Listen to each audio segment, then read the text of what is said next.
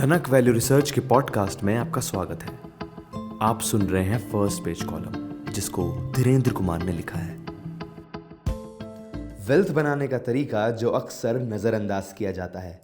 कैसे बढ़ता डिविडेंड आपके लिए चुपचाप स्थायी पूंजी बना सकता है।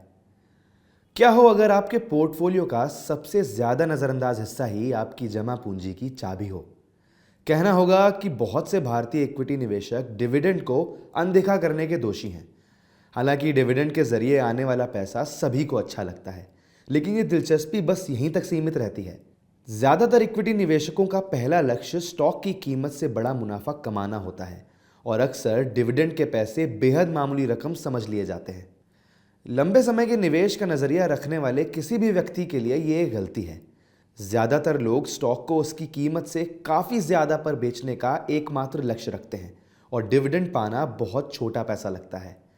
ये सोच समझ में तो आती है, लेकिन इसमें बड़ी तस्वीर समझ में नहीं आती। एक निवेशक के तौर पर डिविडेंड पर ध्यान देना आपके लिए कभी कभार बोनस मिलने से कहीं बड़ी बात हो सकती है। क्या हो अगर मैं आपसे कहूं कि शांति से मिलते रहने वाला डिविडेंड लंबे समय में आपके पोर्टफोलियो की सफलता का सबसे बड़ा सिग्नल हो सकता है। भारत एक बढ़ती हुई अर्थव्यवस्था है, न केवल व्यापक आर्थिक मायनों में बल्कि इस मायने में भी कि भारतीय निवेशक की इक्विटी से क्या चाहते हैं। ग्रोथ पर हमारा ध्यान मजबूती से जमा हुआ है, जैसा कि हम मार्केट परफॉर्मेंस ट्रैक करने के तरीके से देख सकते हैं।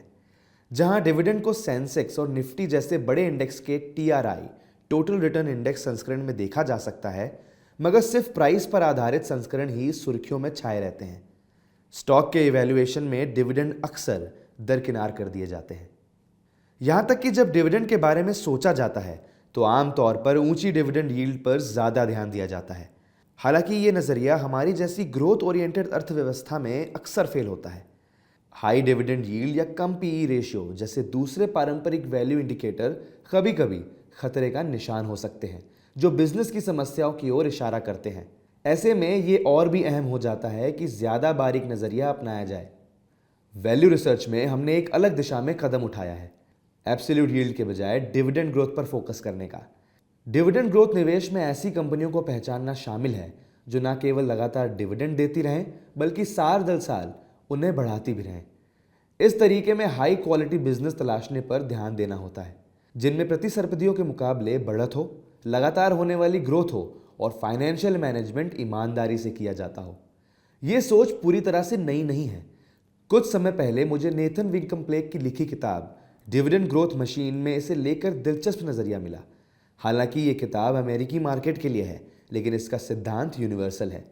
असल में हमने एक साल से ज्यादा अपनी stock market magazine wealth insight में इसी रणनीति के एक संस्करण की खोज की थी। हमारी टीम ने भारतीय निवेशकों के लिए इसे ढालना और तराशना जारी रखा। जल्द ही हमें यह साफ हो गया कि डिविडेंड, खासतौर पर उनकी ग्रोथ, किसी कंपनी की फाइनेंशियल हेल्थ, मैनेजमेंट क्वालिटी और लंबे समय पर कंपाउंडिंग की क्षमता का एक ताकतवर संकेत होता है। परिणाम इतने बढ़िया थे कि हमने इसे एक कदम आगे ले जाने का फैसला किया। इसका नतीजा था सावधानी से तैयार किया गया डिविडेंड ग्रोथ पोर्टफोलियो, जो वैल्यू रिसर्च स्टॉक एडवाइजर के सब्सक्राइबरों के लिए उपलब्ध है।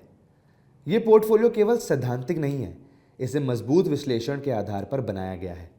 ये ऐसी भारतीय कंपनियों पर फोकस करता है जो डिविडेंड ग्रोथ के सिद्धांतों को और बेहतर कर देती हैं। इन कंपनियों के पास मजबूत बुनियादी सिद्धांत, बढ़ते डिविडेंड का ट्रैक रिकॉर्ड और लगातार लंबे समय के रिटर्न की क्षमता है।